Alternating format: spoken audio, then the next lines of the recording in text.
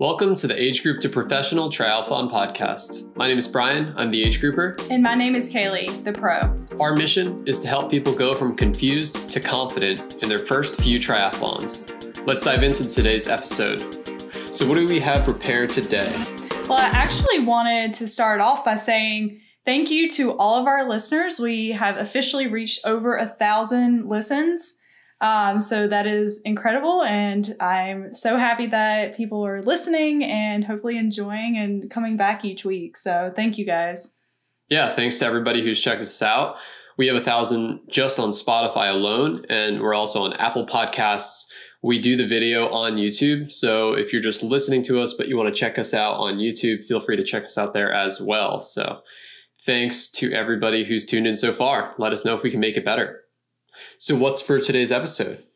So I think we actually wanted to start off a little by kind of how we approach goal setting in triathlon and kind of how that evolves over time. I don't know, maybe going from where we started with it and kind of where we are now and kind of what we're looking forward to in the future. And then after goal setting, we'll get into some user questions and we'll talk about any other fun topics that come up along the way. So let's dive into it, because I think goals in triathlon often come from, this is more talking about for me personally, so this will all be anecdotally, but I think like hopeful ignorance. Most people who get into it, or at least myself, don't realize how hard triathlon is until you experience your first one and it really humbles you.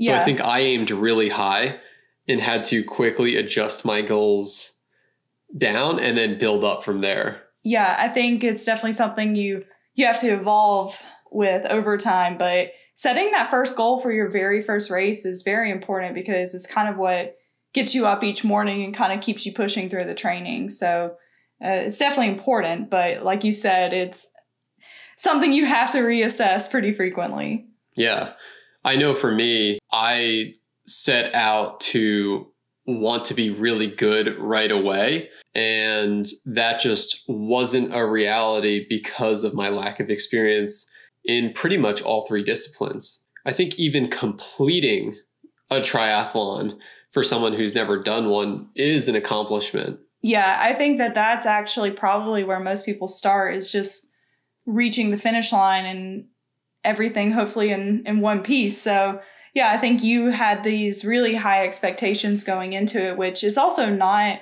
a terrible place to start either. I think it made you work hard going into that first race. But I think for a lot of people, it's just kind of accomplishing the goal of doing a triathlon, which is kind of impressive in itself.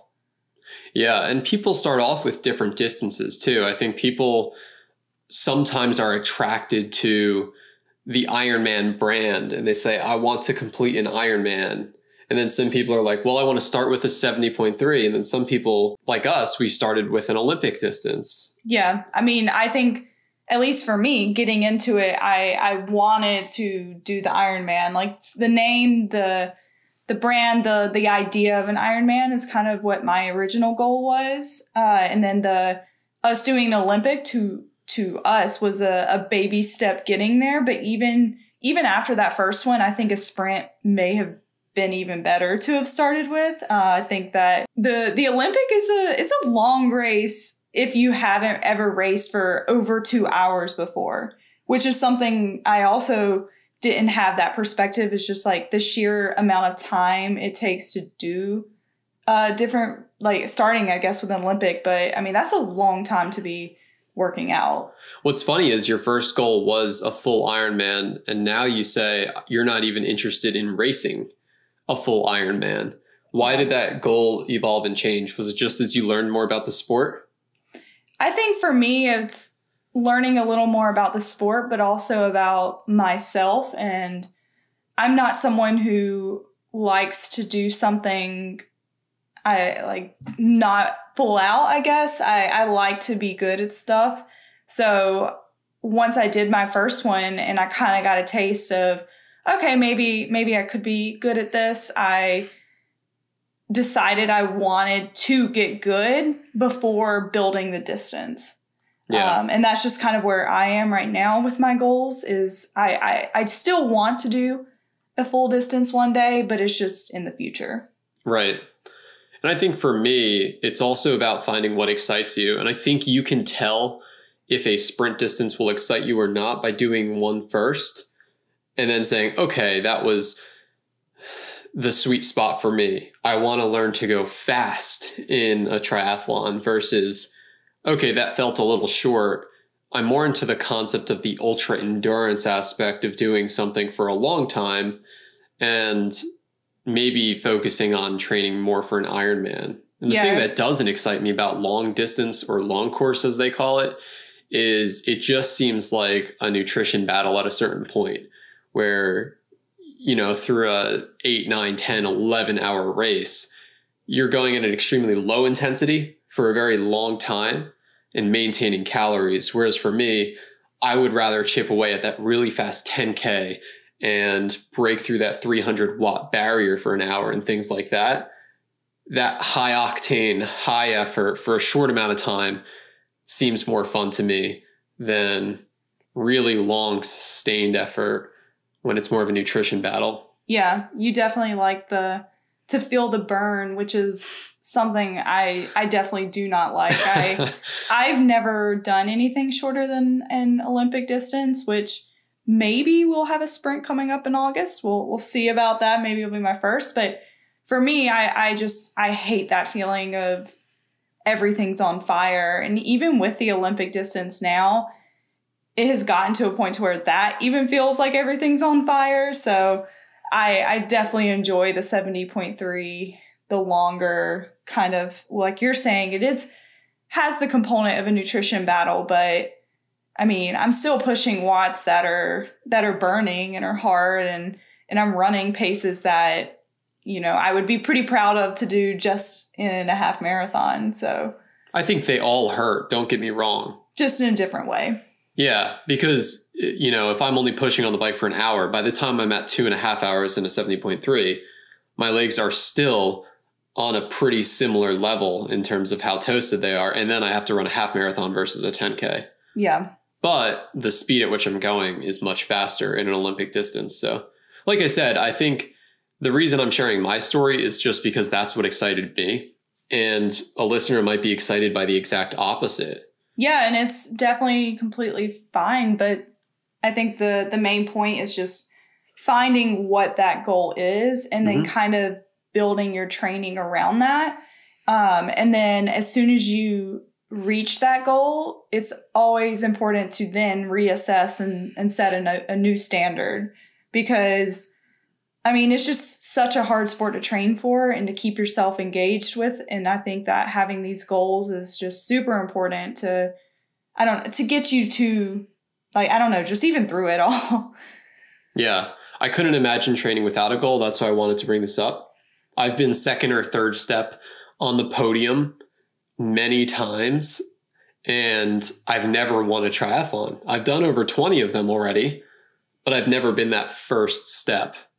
So that nothing fires me up more than finally winning my first triathlon. And that's such a big training motivator to me. Yeah. And then you'll win it. And then you'll have to ask yourself, what's next? Yeah, definitely. And then it's reassessing and going through the goal setting process. And what I brought up last podcast too was, is it really cool to be like a very top peak age grouper, or for me, like a bottom of the end pro one day? Like I might delay that transition or just focus on age group racing, depending on how things evolve and go.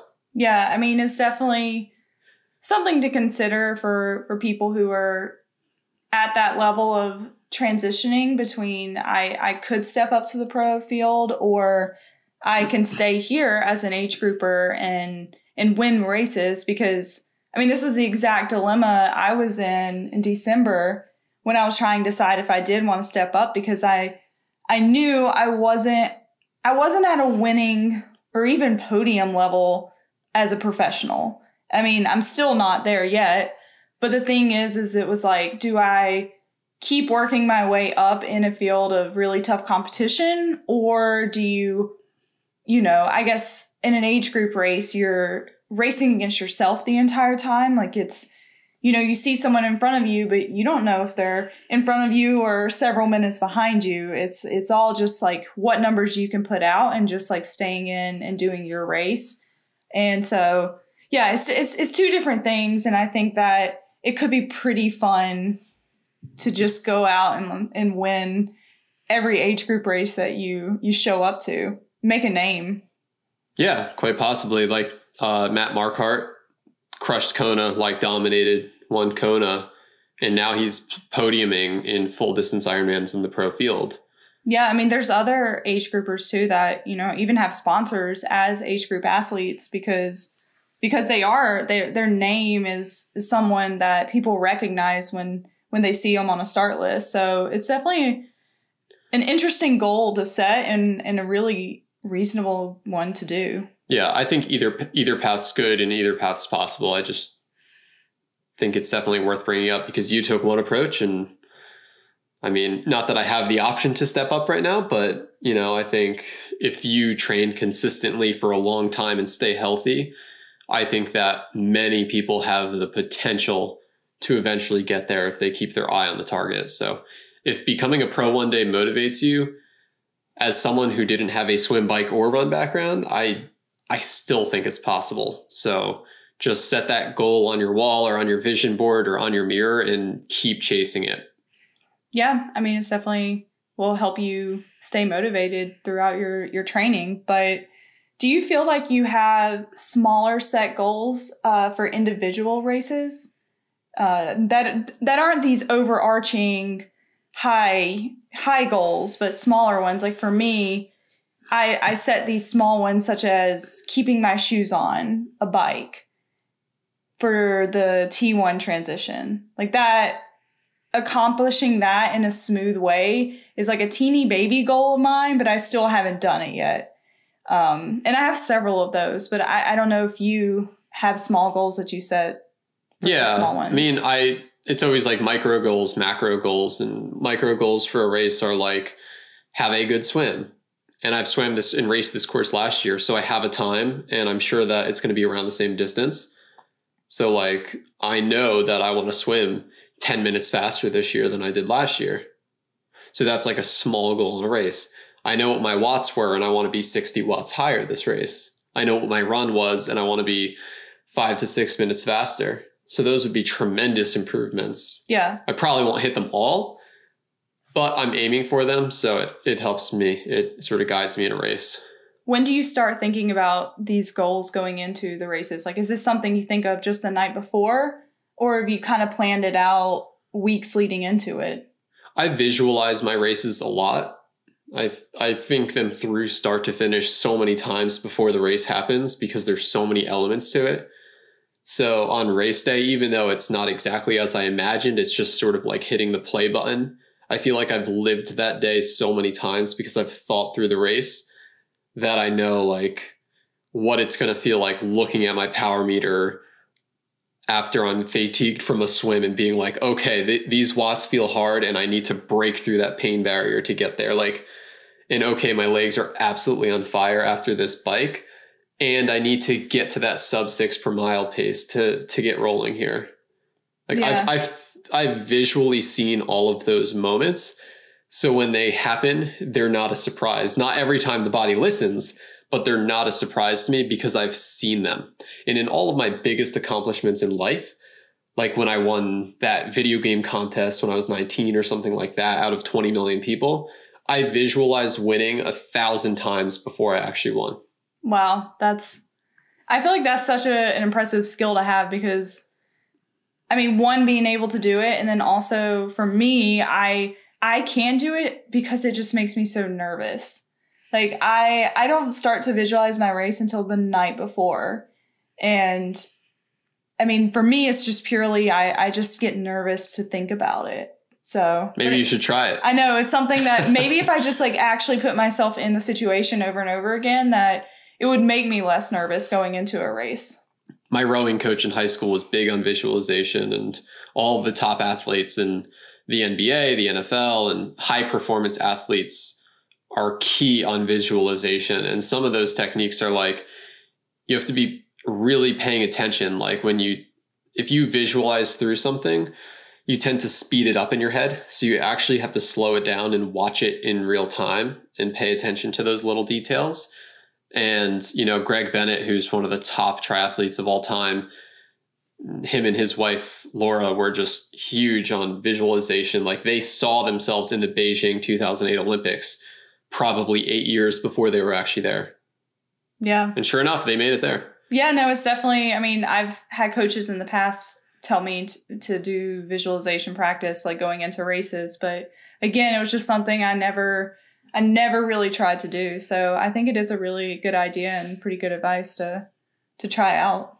Yeah, it helps me. And maybe that's why I'm less nervous than you going into races. Yeah. But I'm not racing on the same caliber as you either. Like a local Georgia race doesn't make me as nervous as if I had to race against Lionel Sanders and Sam Long. But I could still visualize that moment too. Yeah, I guess it is different. I would like to think that I'm not actually nervous about who is showing up to my races as much as, I know I've said this before, but it's just the pain. The pain of the race is what makes me nervous. Yeah, the pain doesn't bother me. It's proven that women have more pain receptors than men, so maybe you experience more pain than me. You never know.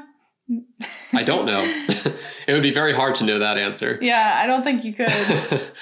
Maybe one day they'll like find a way to switch bodies, but Yeah. Or if anybody would want to do it, but yeah, don't want to go too off topic, but yeah, before we get into some questions, I thought it'd be interesting just to hear like what is your main goal at the moment, like your high goal, and then what would you say is a goal, like a smaller goal going into your race this weekend? I think I covered the race this weekend really thoroughly in terms of the time shavings, but my goal this weekend is to win. Okay. And it probably, we've looked at historical results. There's retired pros who race it. There's a lot of good people. So yeah, I'm going in with the mindset that I want to be top step. If it doesn't happen, I'm not going to beat myself up. And that's overall, right? Not just age group? Yeah, okay. Of course. Yeah. All right. So that's a good one. Win the race overall. And then what is like your big goal, the one that gets you going every day? It's such a macro focus. Like I don't think in months. I'm thinking like this time next year, could I be close to getting top 10 in the nation at age group nationals? Yeah. Just working my way up. I think last year I was like middle of the pack. This year it'd be cool to be like top 25%. And then, by next year, is it possible to start getting close to like top 10 in the United States at a big national race? Yeah.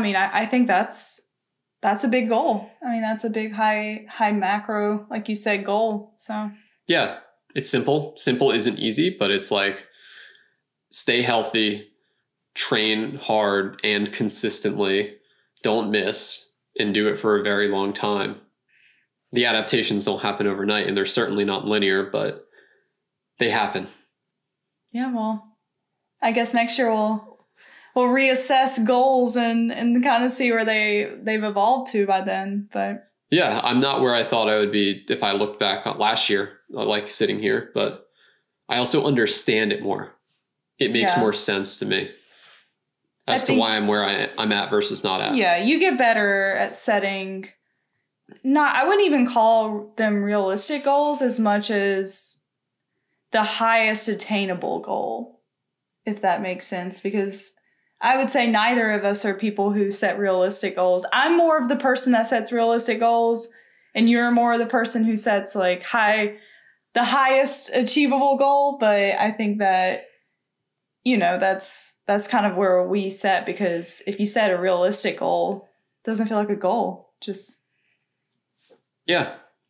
I always talk in a work setting, I talk benchmarks versus goals. Benchmarks are like a minimum standard that you'd be willing to accept for yourself, whereas a goal is something that you have to really reach for. Yeah. I think those are actually two great words to describe the two different levels of achievement. So the easiest way to figure out if you're reaching for a benchmark versus a goal is like, what would be a good 10K time for you? in your head? I guess in my mind, a good one, probably like At a local race. like a 30 mid 35, mid low 35. Right. And would be good. You've already ran that though. Yeah, and I am proud of myself for it. So I'd say it was good. Yeah. See, now if you ran a 36, would you still be okay with that? I wouldn't be happy. Right. See, so what you identified when I said what's a goal was actually the benchmark. Your benchmark for yourself is a low 35. Yeah, I definitely think I that think would you be operate benchmark. more in benchmarks. Like you say, this is like what I'm aiming for, but it's also what I'm minimally acceptable. Yeah. Yeah, no, that's true. Because that's. Whereas for me, I would also say I'd like to break 36, but that's a reach. That's a reach and a half. Yeah. And oftentimes I get to mile 5.5 gasping and fall a little short. So I think, yeah, I'm more like. You're the goal person and I'm the benchmark person. Yeah, right. And knowing the difference in your head helps. Yeah. And I think I'm also the person who will have a goal, but I don't like saying them out loud. Like Not even to me. I say my benchmarks out loud. Even though I think I do set higher standards for myself in my mind, I just don't like to say them out loud. Yeah, I always think what your thoughts are become your words, and then your words become actions, and then your results are a result of your actions on a daily basis. So I like to talk a lot. I like people to know what I'm aiming for because it's another layer of accountability. Yeah, I mean, when we got started, I remember being scared to tell people we wanted to do an Ironman because it felt like as soon as we said that it was in the world that we were going to do one, and therefore we were going to do an Ironman at some point in our life. So, yeah. And here we are, we racing as a professional. We never said we'd do a podcast though. Yeah. I don't know where this came from. This is all honestly a way to be able to just kind of like record the journey and have a way to be able to talk about it. Yeah. So, yeah. It's fun. So what's next? Do you want to get into questions? Yeah, I think we have some questions. Let's do an easy one first. So we have from Grant, question for our pod. What's the Ironman policy regarding refunds for when races are canceled like Mont Tremblant? I assume most of the budget's already been spent on the event and there's not really anything to reimburse. Are people just out of luck? So if you want the detailed answer, I would suggest going to Ironman Withdrawals and Transfers website. Because there's flex options. Did you sign up for the insurance? Didn't you? But in general, there are 3 options for Ironman. There is a withdrawal, there is a deferral, and then there is a transfer. A withdrawal means you're stepping out. And if you do it before 45 days, you'll get a 50% refund. And if you do it within 45 days of the race, you'll get less. So this is going to be your option if you decide going in, not necessarily you're standing on the beach looking at the water, getting ready to go, and then they tell you to go back to transition over the intercom. Right. And that's Okay. already, you're already there. So now we get into the deferral. So a deferral is defined as deferring to the same race next year. Okay. You kick the can down the road. Mont Tremblant 70.3 2024. Which I feel like a fair amount of people probably chose to do. Right. So you can defer or you can transfer. So let's say this is your scenario. You were at Mont Tremblant 70.3. You didn't get to race. Now you can transfer that credit to Augusta 70.3, which is what you did, right? Yeah, that's what I did with my... So that's to a different race. And just keep in mind that if you transfer, if the other race costs more, then you'll have to pay the difference plus a new registration fee, which Okay. there is a chunk that is Yeah. the fee for registration. Yes. Which, do you know that if you were to defer to the next year, I'm guessing that one would just be... It should stay the same. Yeah. Yeah. Yeah, I mean, I would assume if I was local to a race, I think I would have probably just chose defer. But because obviously Canada is far away for me, I chose to just transfer the race entry to Augusta, which I was already planning on racing anyway. So it was, kind of just an easy hey, I'd like to just put it for this one, and then pretty much registered from there. So yeah, if you're racing Ironmans, they're a big investment compared to a local triathlon. So it's probably something you had planned out and budgeted for.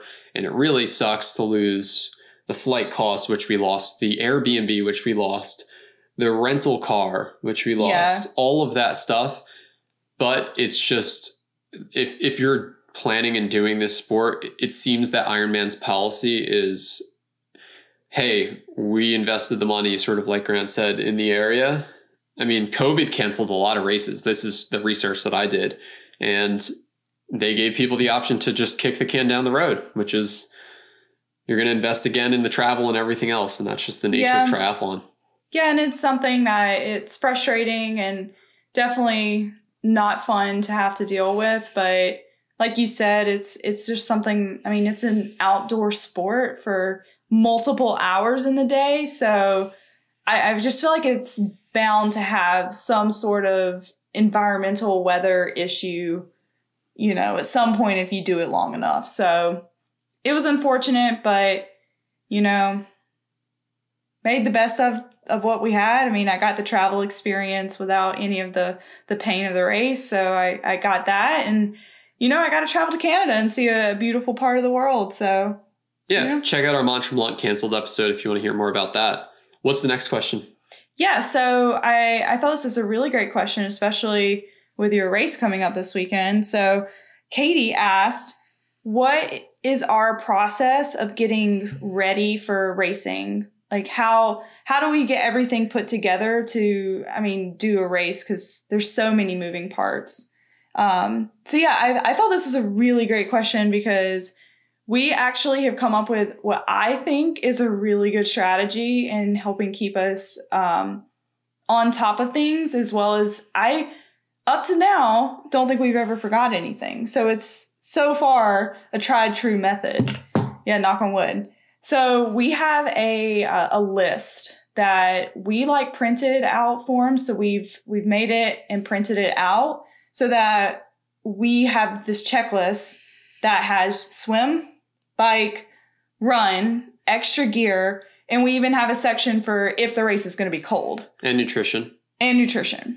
So we have that on our transitions YouTube. And then if you email us at kb.do.triathlon@gmail.com, we'll send it to you.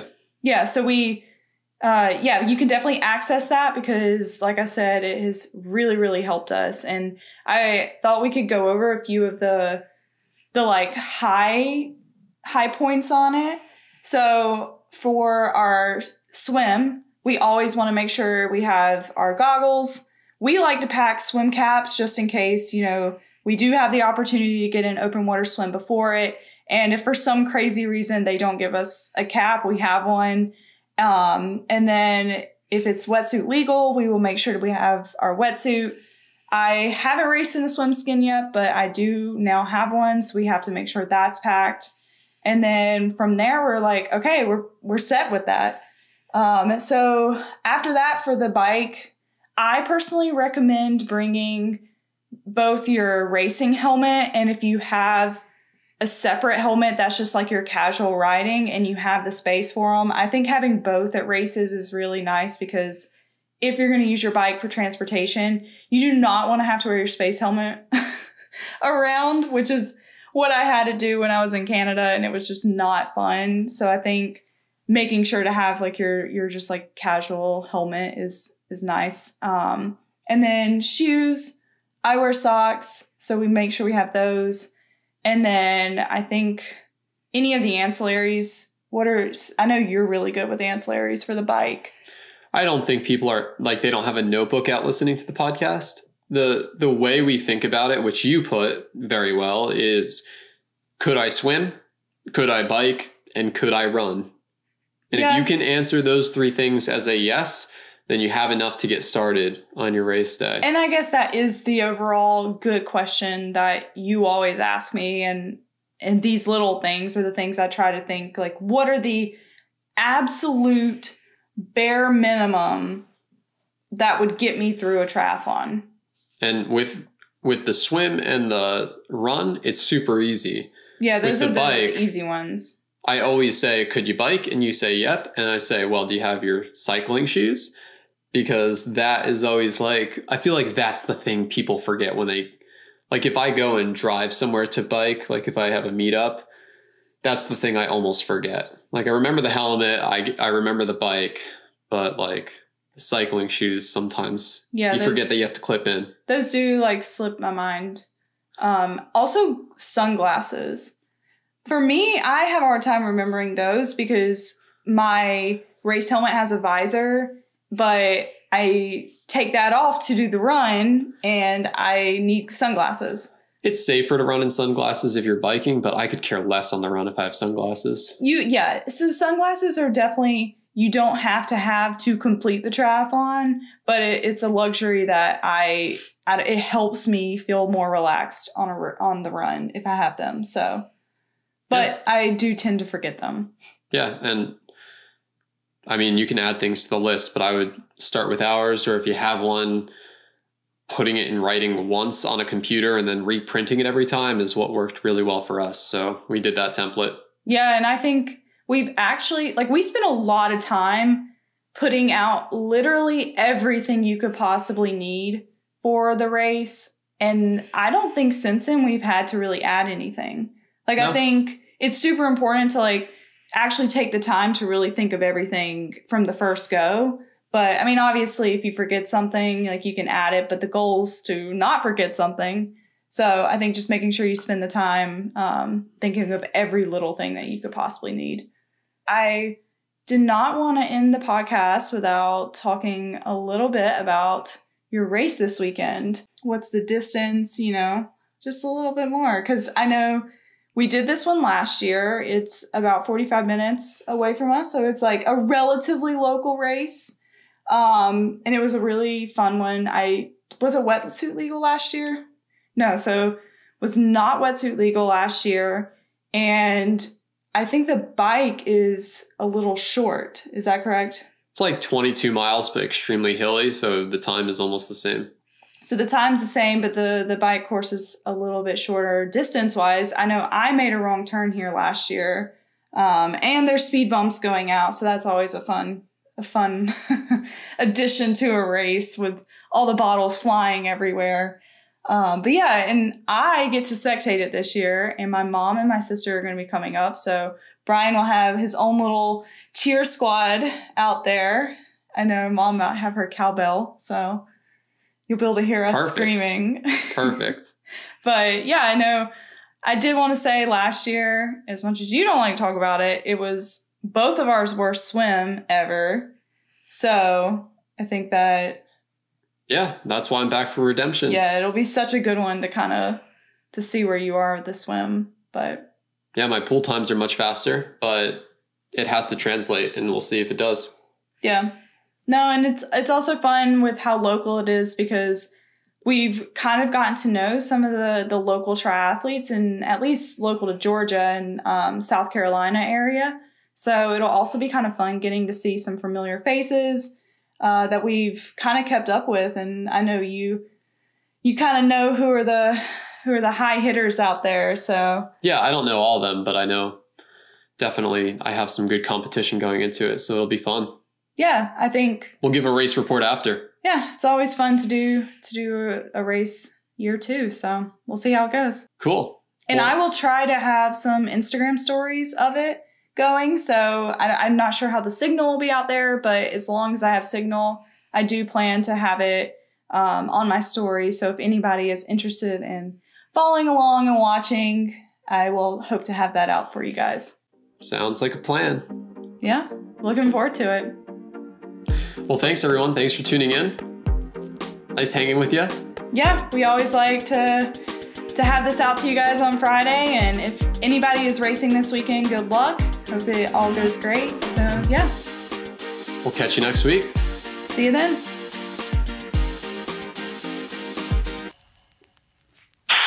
We forgot to clap at the beginning.